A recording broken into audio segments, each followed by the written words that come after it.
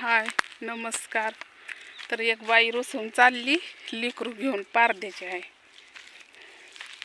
पारद्याचे मी तिथं बसते. रुसून चालली. 4 पोरी आहेत तिला. एक बारकी पोरगी आहे घेऊन चालली. सासूची ती भांडणं. ती सासू म्हणली जा गाण जा. काय बाया ऐकती वय ती बाया. म्हणलं नाही बाया मावशी ती नाही. कसं आहे माहिती का, ह्या चिखलात भांडण लय होतं. भांडणच असते ती या चिखलात. तर इथं मी बसते जरा वेळ केळीपाशी, थोडंसं तुमच्यासोबत गप्पा मारते, नंतर जाते. आयो इथं बसले मी. आपल्याला काय तिकडे बनवायला मोबाचं नाही. इटाचं बनवावं म्हणलं तर दुनियाचं कालव आहे. इथं आणि ती भाषा काय ती उघडीन भुंगळीन लेकरं म्हणून नको बाई म्हटलंय, बनवायलाच नको. लय लेकरं आहे ते किती, मला वाटतं 10 का 20 लेकरच आहे ती. आणि गारकरी खाली 4 वरी 4 आणि आम्ही धरून 9. आता माझी काही नाही ती 2 ह्याच्यात नाही तर जास्तच वाढली असती. पण आपली काही इथं काही हिंडणारी नाही बानू. आणि दीक्षा काय शाळेतच मानू तरी आणली असती तरी घरातच बसली असती बानू. बरोबर आहे का नाही. आणि ती लेकरं खायला देते ना मी, ती येते ती उघडीन भोंगळीच हेडो काढायलाच काय म्हणा. आणि लाज पण वाटते मला, कसं बनवावं नाही का, बरं दिसत नाही.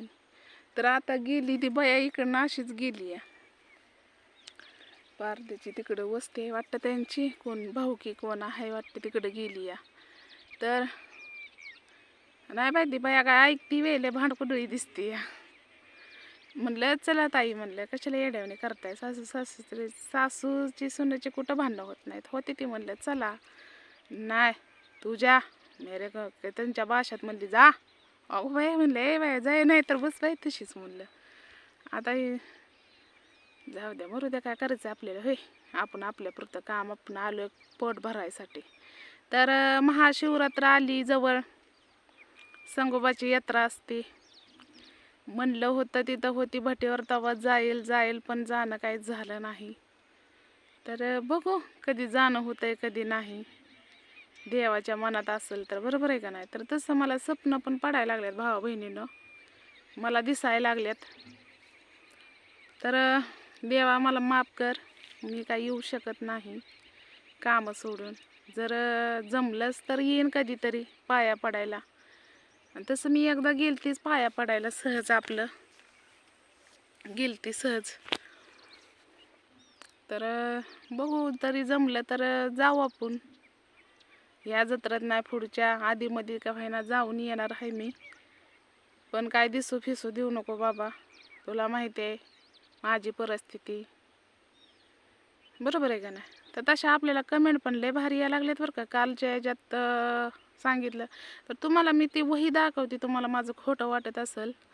आता ती वही काही इथं नाही, घरी आहे आपल्या. बुधवारी आहे वाटतं महाशिवरात्र. मग बुधवारी मी पॅसेंजरने जाणार आहे, 1 दिवस राहणार आहे.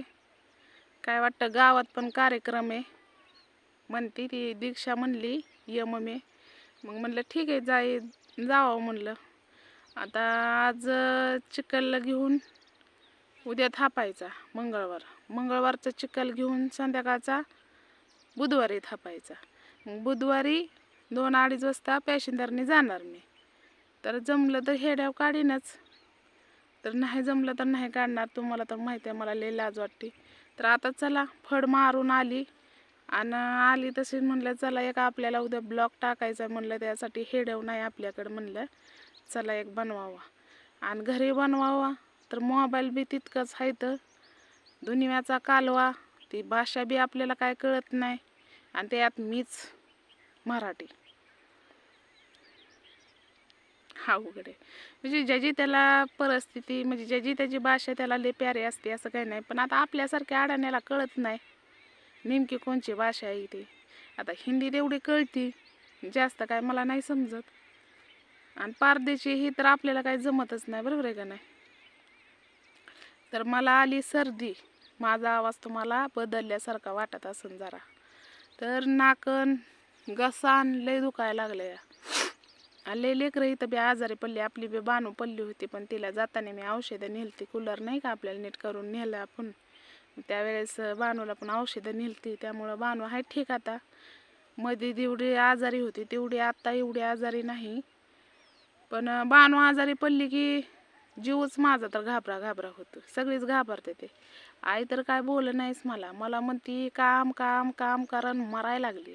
आता म्हणलं काय करू बाई, म्हणलं घर बांधायचंय, पावसाळा 2-3 महिने राहिलाय, त्याच्या आधी आपल्याला शेड हाणायचंय. शेड मारायला काय एवढा उशीर, सामान आणायला काय एवढा उशीर लागत नाही, मारायला पण उशीर लागत नाही. आपल्याला 10 बाय 10ची बांधायची, तेवढी 4-5 माणसं आपली झोपली पाहिजे ती. बाकीचं ती घर काय तसंच ठेवायचं. आणि जर ती पाडून बांधायचं म्हणलं ना तर लय पैसे लागणार आहेत, आणि एवढं पैसे काय माझ्याकडे नाहीत. आणि त्यात आता बॅलन्स पण आलाय घाईला माझा. बॅलन्स बघू जमलं तर रविवारी टाकावा लागल. 2 दिवसात संपलं असं म्हणायला लागलंय. तर चला, मला हेच बोलायचं होतं. आणि महाशिवरात्र आली. भरपूर भाऊ बहिणी उपास धरत असतात, लेकरा बाळा सहित उपास धरतात. आता मी पण धरते उपास. मी कोणचा उपास धरत नाही, पण महादेवाचा उपास मी नक्की धरते. कारण मी महादेवाला लय मानते. आता म्हणते ती महादेवच नवरा असतो, नवऱ्याचा उपास असतो. मी काय नवऱ्याला तसल्याचा उपास धरत नाही, मी देवाचा उपास धरते. नवरा नाहीच मला, त्याचा उपास धरून उपयोग नाही. बरोबर आहे का नाही? मी देवाचा धरते उपास, आणि ही सगळी दुनिया धरती. बरोबर आहे. तर चला, महाशिवरात्राचा बनवूच आपण हेडव. देईनच मी तुम्हाला शुभेच्छा वगैरे. पण आता मला लय भूक लागली. मी सकाळी स्वयंपाक केला नाही, गारा थापून आली तशी. डोळण हिन बघा माझं कसलं झालंय. सर्दीनं नाकन तीन जाम झालंय, नरडन तीन तोडायला लागलंय. तर हेडव आवडला असला तर नक्कीच लाईक करा, शेअर करा, कमेंट करायला विसरू नका. बाय सगळ्यांना.